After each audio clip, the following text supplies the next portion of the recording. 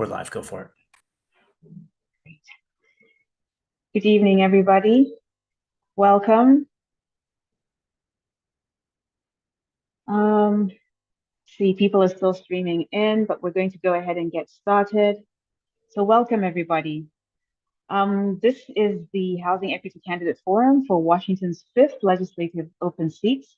We thank our candidates for being with us, so candidate Hunt, candidate Ramos, and we're still awaiting one more candidate, candidate Magendanz, and when he gets here, we'll have 3 candidates to talk to. So the forum is presented by the Coalition of Immigrants, Refugees, and Communities of Color, also by the CIRCC, Community Navigation, Eastside Housing Equity Coalition, which includes the Indian American Community Services, Eastside for All, the Housing Development Consortium, and the Muslim Community Network Association. We'll be sharing information in the chat for those who want to learn more about organizations that were just mentioned and the candidates. I would like to introduce myself. My name is Ivana Dagala. I have called the Pacific Northwest home for the last 10 years, actually. Moved here from the East Coast. And for me, affordable housing is a very important topic because it not only meets one of the basic needs of Maslow's hierarchy, but it gives one a sense of belonging when you can actually afford to live where it is you have found a place to make home, call home, a place to love, a place to build community. And for that reason, I'm really grateful to be here this evening. A short bio of mine will be placed in the chat for anyone who wants to read a little bit more about me. But otherwise, we will go ahead and get started. So to begin, I just want to let everybody know that I'll be posing questions to each candidate and alternating who answers the questions. These questions have been curated by the event organizers based on issues that their communities have prioritized. We ask that the candidates stay within the response time limits for each question, and those will range from 1 to 2 minutes. This is not a debate format, so there will be no rebuttals during this time together. For those watching, we invite you to share your takeaways tonight with your families and friends and anyone you know who's interested. So let's begin with introductions. Each of the candidates will have 60 seconds to introduce themselves, and we will start with candidate Hunt. Please share a little bit about yourself and why you decided to run for office at this time. Thank you, Yvonne. My name is Victoria Hunt. I am running for the state representative position, the open seat, which is position 1, to serve as in the House of Representatives. The 5th legislative district is Issaquah all the way to Enumclaw, includes parts of Sammamish, Snoqualmie, North Bend, Maple Valley, Black Diamond, and it's a large, geographically diverse district. I am currently an Issaquah City Council member serving in my 3rd term, and I have so loved public service and representing my community and getting to work on issues that impact folks in my community, my neighbors, in their day-to-day lives. Before I was on the city council, I worked in the urban design and planning department at University of Washington, and that's where I discovered my love of planning and zoning and how that could really make a difference for folks. And since then, I've volunteered on our Planning Policy Commission, served on the City Council, and now am running to be your next state representative. Looking forward to the questions. Great, thank you for that introduction. Next, we'd like to invite candidate Ramos to also join us and share a little bit about yourself and why you're choosing to run for Senate. Well, thank you very much for having this forum. It's a critical issue that we need to talk about. So thank you very much for bringing it to the table to discuss.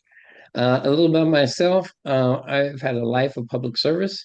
I've worked for the U.S. Forest Service and also for the U.S. Department of Transportation, the Federal Transit Administration, working to care for our national forests and adding to our public transit in 4 different states: Alaska, Idaho, as well as Washington and Oregon.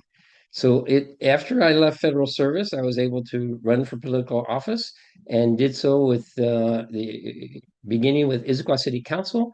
I served there and then ran for the state representative, which I'm currently serving in, have been for 6 years, 3 terms. And now the Senate seat has come open, so I'm running for that to continue serving all the folks of the 5th District and the people of the state of Washington. Great. Thank you for that, candidate Ramos. And we'd like to welcome you to candidate Magendanz. How could you also share a little bit about yourself and why you're running for this seat? Sure. My name is Chad Magendanz. Rhymes with Hagendas. I served 2 terms in the House as ranking member of the House Education Committee. Before that, I spent 12 years in the Navy. I was a nuclear submarine officer, 20 years at Microsoft, where I was a software developer there. And I was president of the ISCO School Board.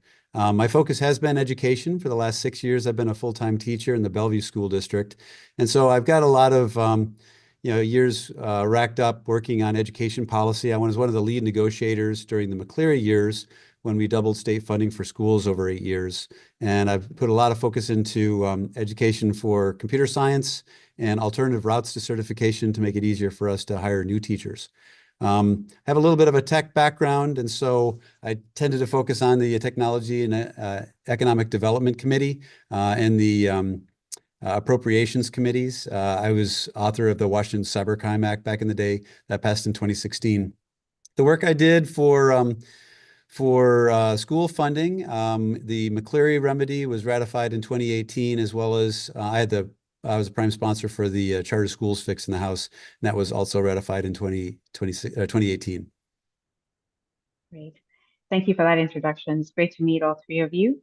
And now we will start with our questions for the evening. And the first question has been curated by the organizers of this event, and it's featuring the top needs of the communities that they support, including people who are unhoused and those who are receiving high incomes, who are financially strained and cost burdened. We're experiencing a regional housing crisis with implications for housing affordability, access, and equity. We'll soon get into some specific policy questions, but speaking more broadly, what would you say to individuals and families impacted by the housing crisis who want to know how your leadership will help them? To answer this question, each of you will have 2 minutes to respond, and we will begin with candidate Ramos. Thank you very much. And just the timer has slipped out of my screen. Do I have to go into further down to be able to see that? Can we move that up at all? I can't see the timer anymore. Hold on.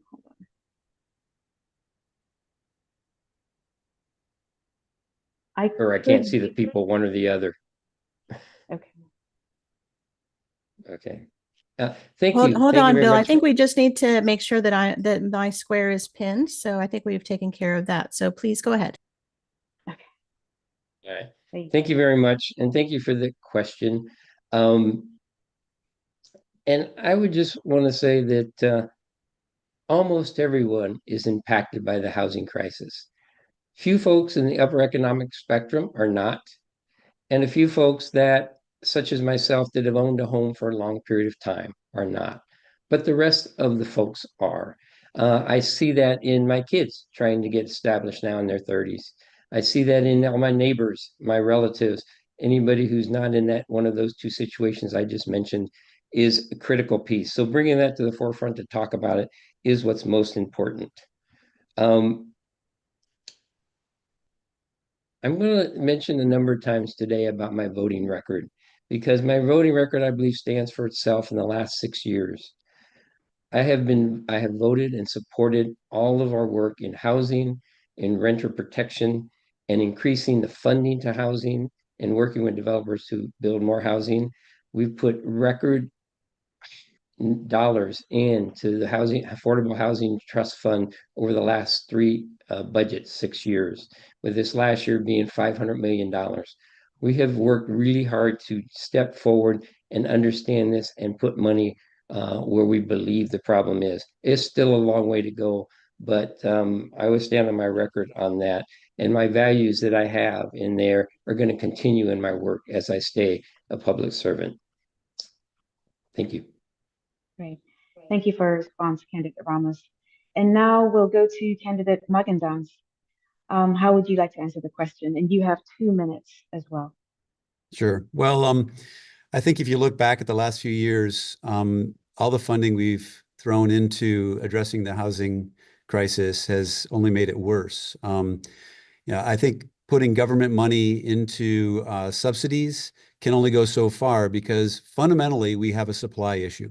Arguably 1 million homes we are short of in this state. And no matter how much money the government tries to push into the situation, it just seems to escalate the price of housing. We need to build more homes. And the two ways we can do that is we need to make it more attractive for those with property to be willing to be landlords and to rent it out at affordable prices. And right now we're scaring off a lot of landlords with the eviction moratoriums. And a lot of them are afraid that if they try to rent out their property, that they'll never get paid and be stuck in endless cycles of litigation. So we're scaring off a good chunk of the potential rental market. The second thing is we need to look at the available property, and the Growth Management Act has severely constrained the areas that we can develop. And so I think it's time to go back and revisit the 1990 Growth Management Act and consider if there might be opportunities to expand areas that we can develop and expand up into higher density areas where appropriate. Thank you for your response. Candidate Hunt, you two will have 2 minutes to answer the same question. Thank you. I was the city council president in the district in the city of Issaquah in 2020 and 2021, which were really extremely difficult years for the community for a number of reasons, including a lot of pressure on the community from the economic strain associated with the COVID-19 pandemic. And what I would want to say to the community is that through that experience and then through this campaign and really speaking to folks all across the district, this is top of mind, and I hear you and I will fight for you. I think that it is extremely important that we are adding housing, that we are adding density in the areas where there's more walkability, where there's more transit already. So we're building more transit-oriented development. I hear all the time that seniors would like to downsize in their community, or that children would like to return home from college and live in the community where they grew up, that families would like to have multiple generations together, which also assists with childcare, which additionally assists with some of the lack of affordability that folks across the district are experiencing. So I will fight for you. I will listen deeply and try to understand, what are really those pain points? What can we do to find solutions to the supply issue to make sure that we are building more housing, and that specifically we're building more housing that meets the community's needs. And I am hearing about those smaller units, more density where we have more natural affordability, preservation of existing affordable units. I want to work on all of those and more. Thank you for your response, Candidate Hunt. We'll now go on to the next question, and this is turning to specific approaches and solutions. This question will address the concerns of many renters about being priced out of their homes with each rent increase.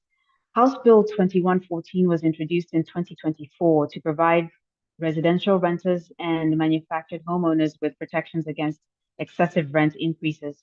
Specifically, this bill advanced out of the Washington House with a 7% cap on annual rent increases. Would you support rent stabilization? Would you support a rent stabilization bill in 2025? And if so, what provisions would you want to see in a bill and why? You will each have 90 seconds to respond to this question, and we'll begin with candidate Magendanz.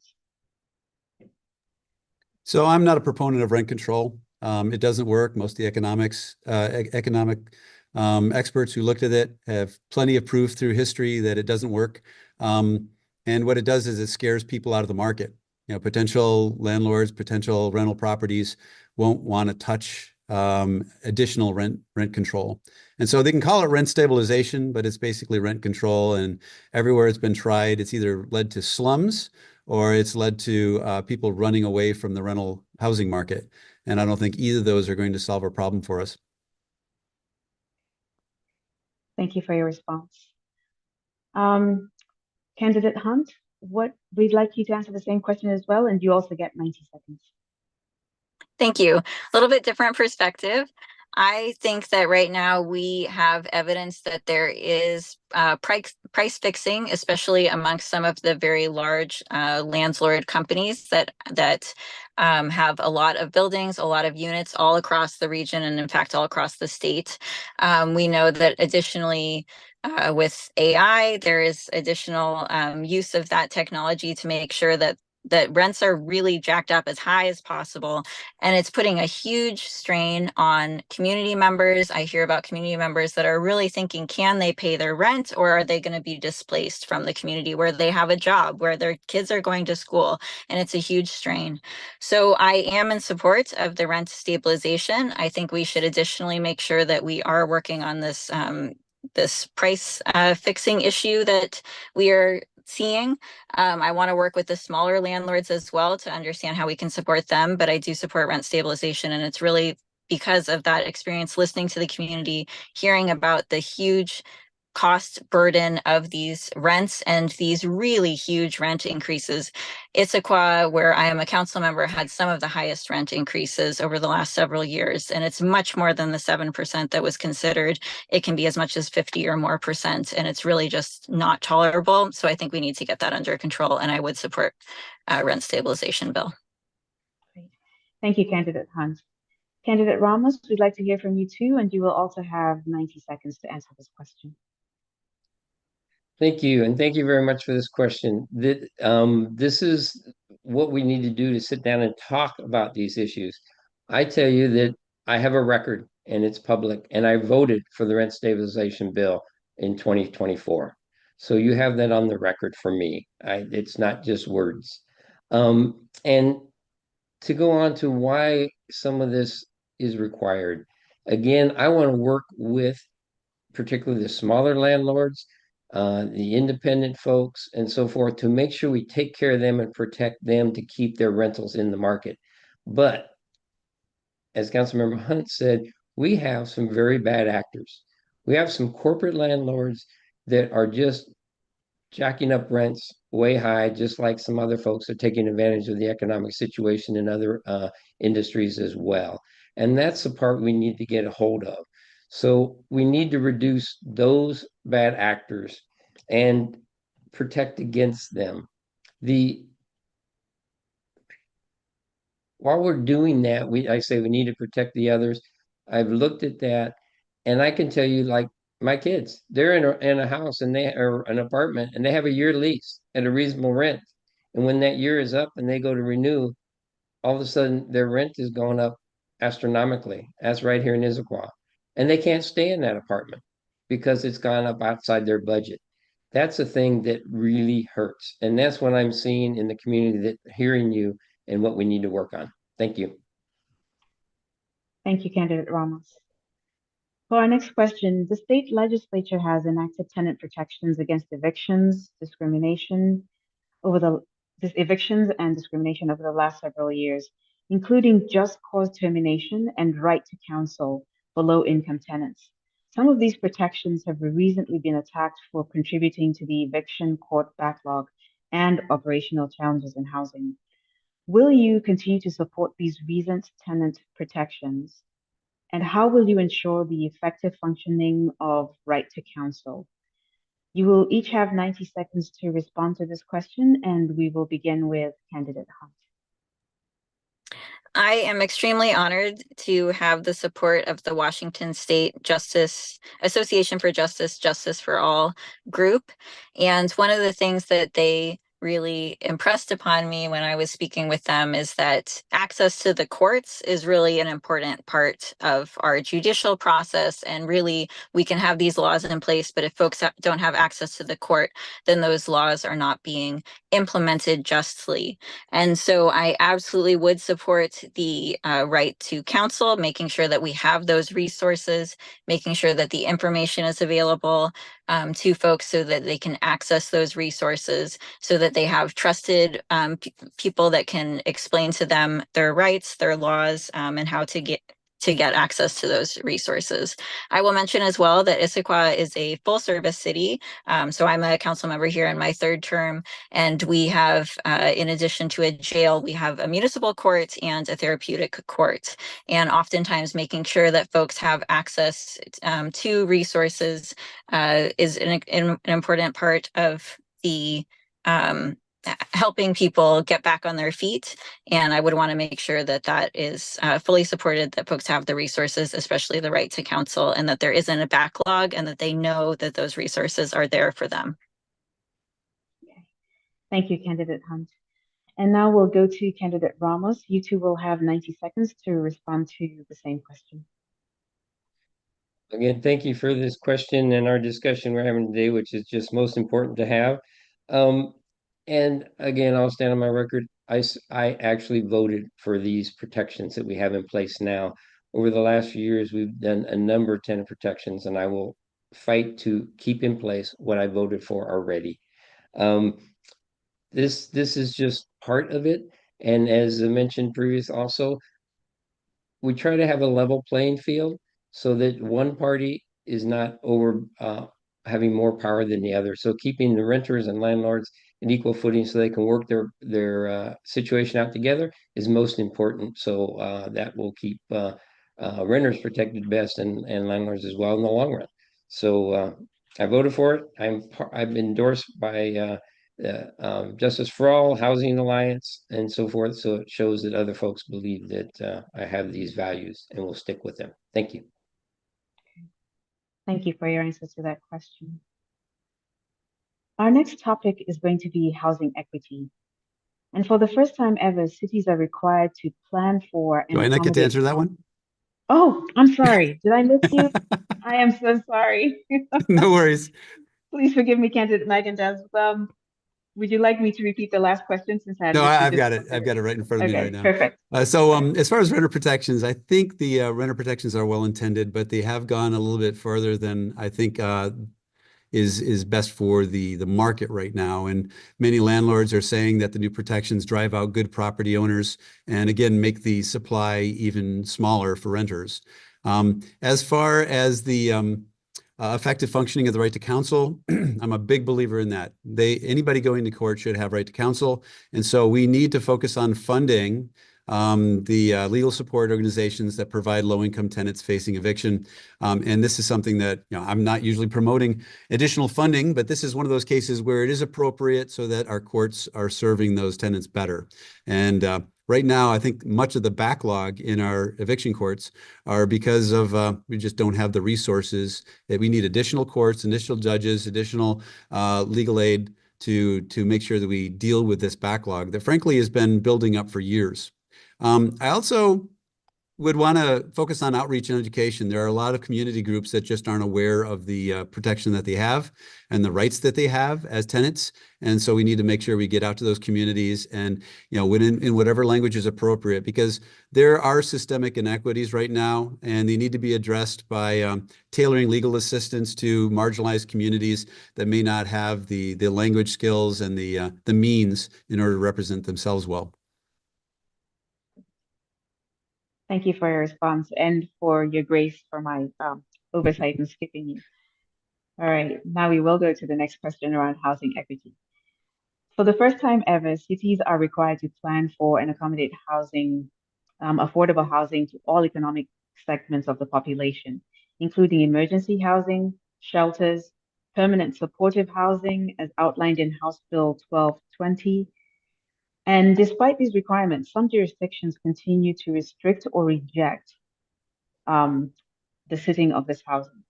In 2023, lawmakers proposed the Housing Accountability Act, House Bill 2113, which would create a builder's remedy for affordable housing, restricting the ability of a city or county to deny the proposed affordable housing development. California has had a similar law since 1990. Would you support implementing a builder's remedy in Washington? And are there other accountability measures for cities that you support? For this question, you will also have 90 seconds each to answer, and we'll begin with candidate Ramos. Again, thank you for this question. that bill, to my recollection, did not get out of committee. So it didn't get much discussion amongst all the members of the legislature. So I think there's a lot of work to do to build understanding and possible where that could go. But the main thing I want to work on through that is working with cities and counties with the state legislature. There are normal things that the city and county are responsible for zoning and implementing those things. And we like to work with them much better with incentivizing than being very restrictive, because it's a better way to do business. And so we need to look at how we can do that with the cities. There are many cities that are taking these to heart, and they're building and they're working to make themselves more efficient, whether that's in permitting for building or some of the other issues. They're working on it. They're trying to do what they can to help the housing situation. There are some cities that are doing absolutely nothing, and don't seem to want to work there. And there's a lot of cities that are in between. They're doing something, but not with all the enthusiasm we would like. So our job is to work with them and build more incentives so they can deal with that and get to the end of that. Thank you. Thank you, Candidate Ramos. And now to you, Candidate Hunt. You also have 90 seconds to answer this question. Would like to. Thank you. I think my approach would be much more in partnership with the cities. The Growth Management Act sets up a framework where we have the cities really choosing how they want to, in their comprehensive plans, how they want to achieve their growth targets for both housing and for jobs. And I do think all across the 5th district, we have cities that have been adding housing. Issaquah is one, Black Diamond is another one. For the city where I'm currently a council member, which is in the district, we are set to exceed our growth targets well before the targeted date. And that's really a testament to how cities are working creatively. They're working with developers. And so I agree with Representative Ramos in that I think I am much more in favor of making sure that we recognize this partnership with the cities, which are where we expect most of the growth to be over the next decades in housing and helping us meet this demand for housing that our communities really need. And so to give them incentives or to make sure that they have the tools they need to do this permitting, to make sure that they have the tools they need to work with developers to get this housing built in as quickly a manner as possible. And I think that's really more of a collaboration approach rather than going directly to something like a builder's remedy, which is forcing that upon the cities. Okay. Thank you for your answer. Candidate Magendanz, would like to. So the builder's remedy is a last resort remedy. I mean, it's very heavy-handed. You're basically going in and you're overriding a local government, which I think would only be warranted if it's obvious the local government has not complied with the state housing laws. I think the first line of defense would be local governments doing their own zoning and complying with the state housing laws, so there'd be no justification for the state government to do that. I can only think of a few, really last resort type cases where the government would be willing to go in with such a heavy-handed approach. But I think we do need to recognize that there is a bit of a NIMBY attitude that a lot of local jurisdictions are dominated by. And they don't want these local developments in their neighborhoods. They don't want the density in their neighborhoods, and yet they want all the benefits of that density, like rapid transit and light rail and things like that. So I think there is an opportunity to tie a lot of the housing development to access to some of the modern amenities like light rail and things like that would come with that density, but they should be tied together. You shouldn't have, I'll use Issaquah as a great example. Issaquah does not have the density to support light rail right now. It's not anywhere close. And yet they negotiated that as part of the Sound Transit deal. And I don't know, it might be another 20 years before we actually see it in Issaquah, but it seems like those two should be tied together in order to pencil out a lot of the rapid transit and high density, mass transit solutions need appropriate density in the destination local community. And so this is one thing we could do that I think is more straightforward than the builder's remedy. Thank you for your response. Okay, we're now going on to our next topic, which is about funding. So developers need public subsidies like the Housing Trust Fund to build housing that's affordable for low-income people. While the state increased funding for affordable housing over the past few budgets, there's still no dedicated fund source for the Housing Trust Fund.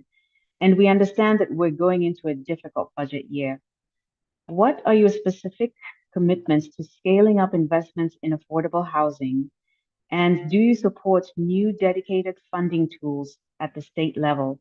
Please be as specific as possible, and each of you will have 2 minutes to respond with this question, beginning with candidate Magendanz.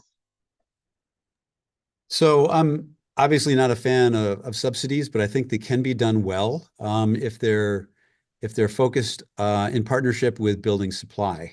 Subsidies alone are just going to drive up the costs. And so if you're really trying to improve access to housing, it has to be coupled with a supply and policy change to encourage developers and landlords to contribute more housing units to the equation.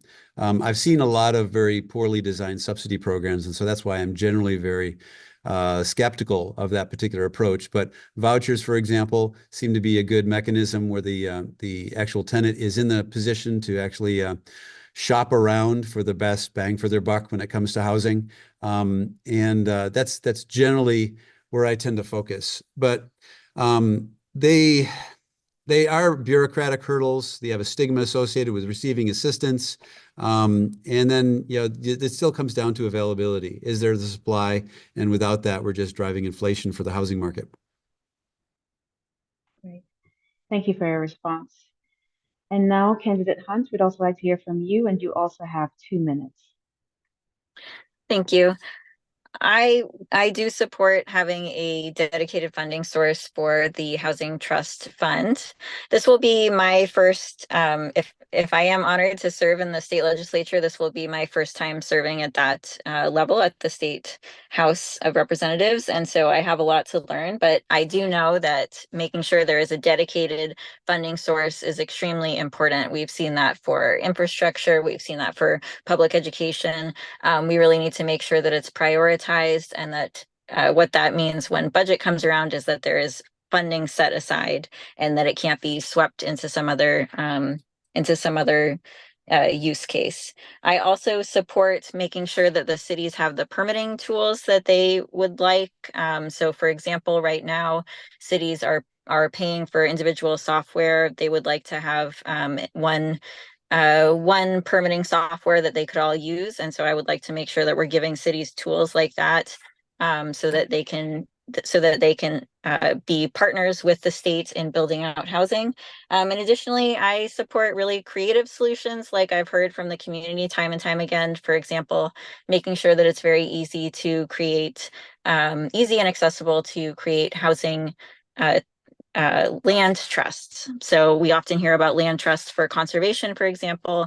I would like to make sure that the community is able to use their own investments to make a housing trust, and so that the community can really be a partner in making sure that we get this housing that we need. They can then own the land through that trust, and then the housing on top of that land can be more affordable in a sustainable way. So I do support the Housing Trust Fund at the state level. I also support lots of creative tools. I think working with the community, we to get us to the housing that we need.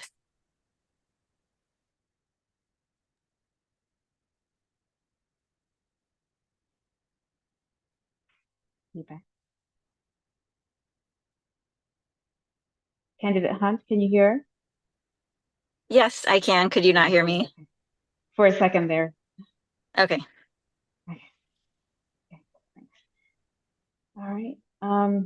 Thank you for your response. And now we go to candidate Ramos. Again, thank you for this question. This is gets into that affordable side. It's very again, go look at my record for the last 6 years, the last 3 budget cycles. Every budget cycle we have put record amounts of funding into the Housing Trust Fund. This last year, $500 million. So I believe, as the rest of us that have done that and voted for that every time, is how important it is. This is where we can do more that's not in the regular market that we're trying to encourage others. This is the affordable housing side that government can have more impact. And we need to put our money where our mouth is here for sure. I plan on joining others in doing this. Our possible new governor has talked about 200,000 units in the next 4 years, and encouraging that, and I'm working with developers, builders, talking to folks, trying to figure out how we can get to this, and encouraging our cities and counties to accept the affordable housing in good locations, because a lot of that is mentioned sometimes. There is some fighting locally that not wanting this, and that's is where we can help our local folks find locations where we can build this affordable housing. And I've supported it, and I will continue to support it. Thank you. Thank you for that. Now we go on to our next question.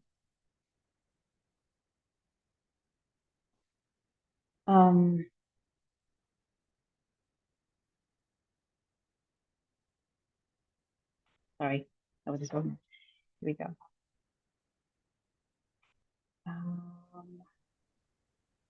Question 6. Hold on a sec. Thank you.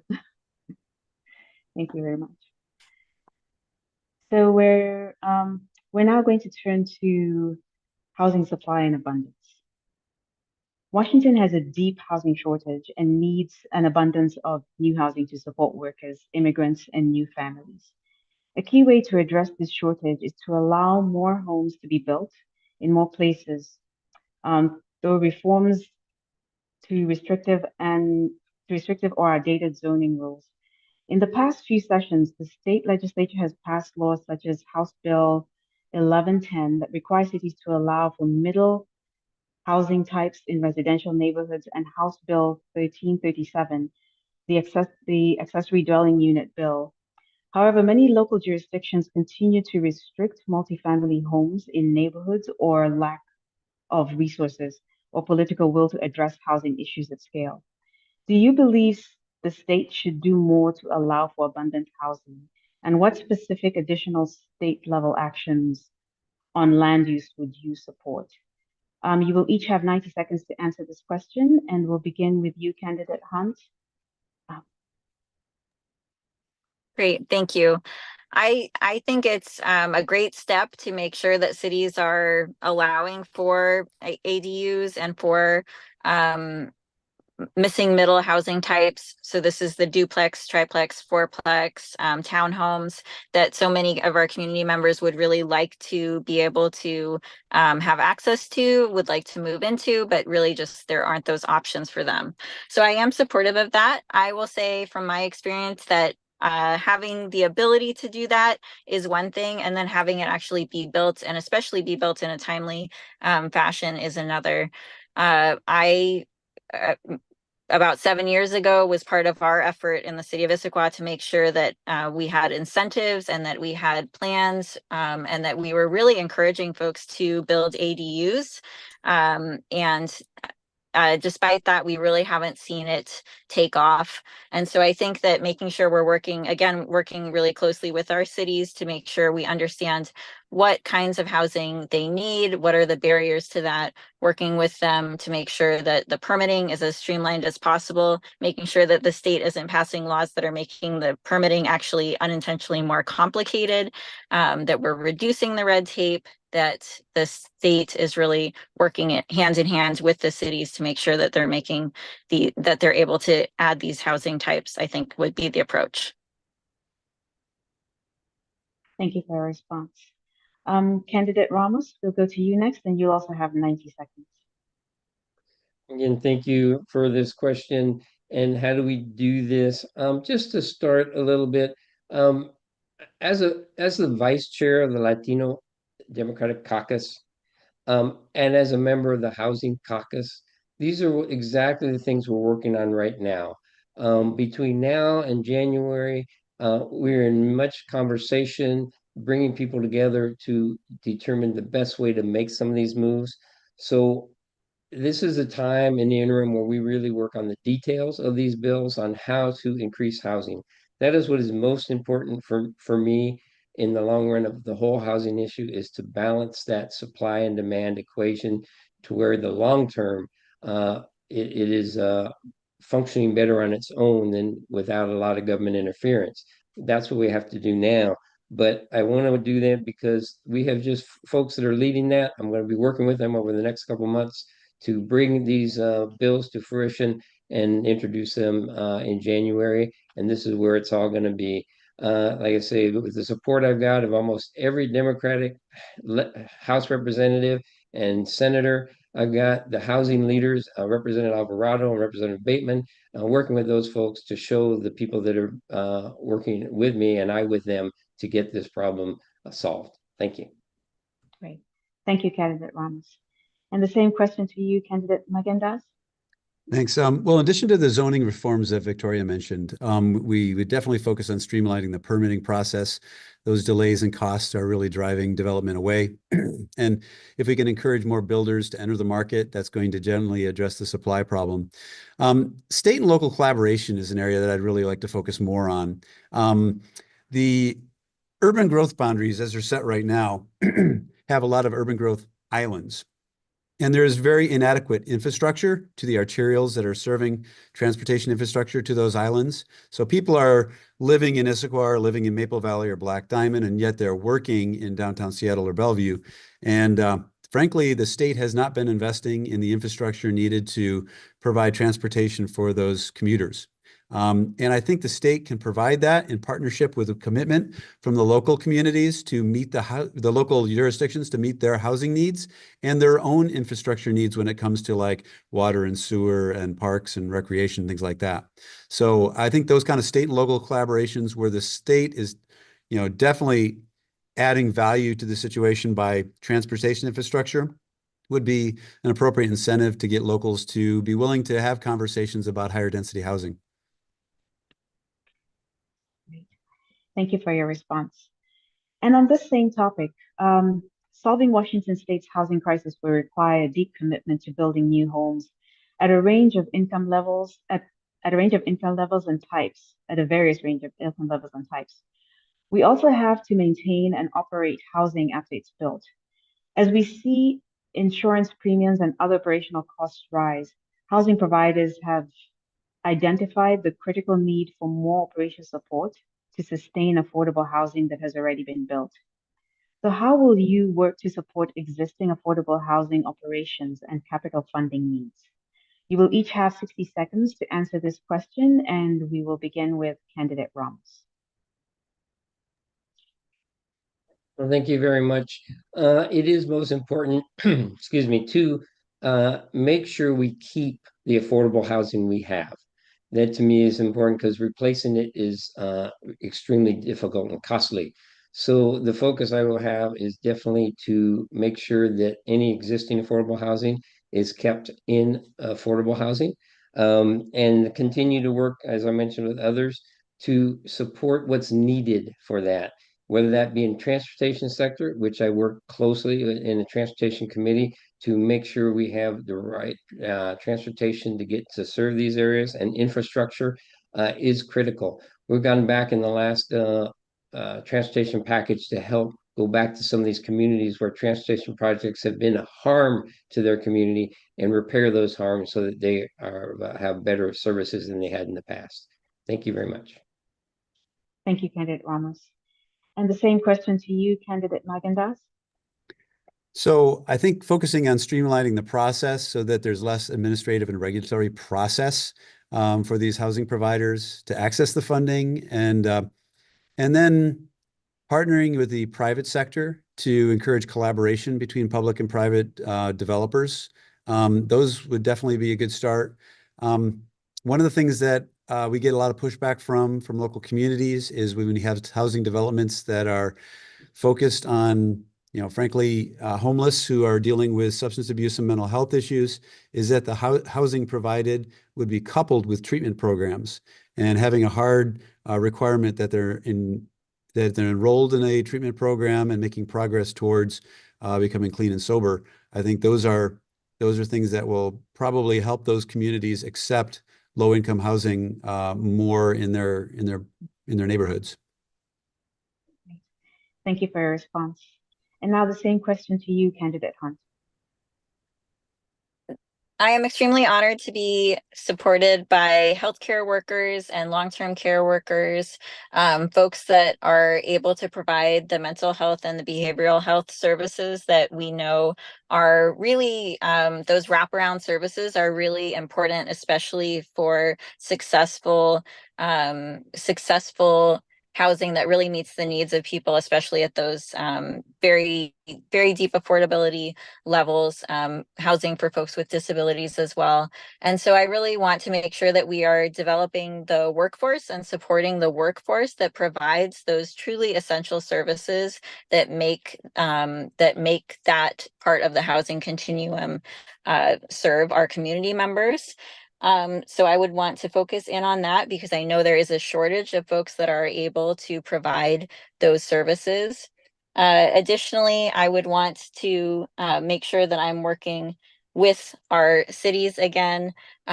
We have cities that are doing really innovative things like a pilot program working with the local motel to provide emergency services for folks that are experiencing homelessness. And I want to build on those sorts of successes.